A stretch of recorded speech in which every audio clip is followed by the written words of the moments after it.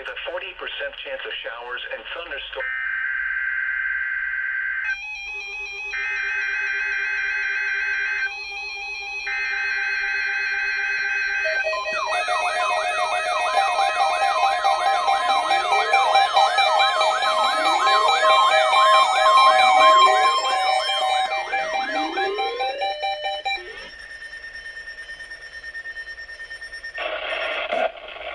The National Weather Service in Chanhassen, Minnesota has just activated the warning alarm on 13 weather radio stations across central and southern Minnesota and west central Wisconsin.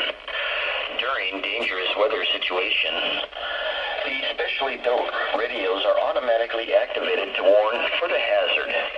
Tests of these radios are normally conducted by the National Weather Service in Chanhassen every Wednesday at 1 p.m.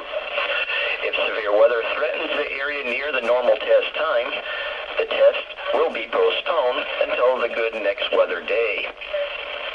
The warning alarm will be activated for selected watches, warnings, and statements affecting central and southern Minnesota and west central Wisconsin. This concludes the test of the warning system. We now return to normal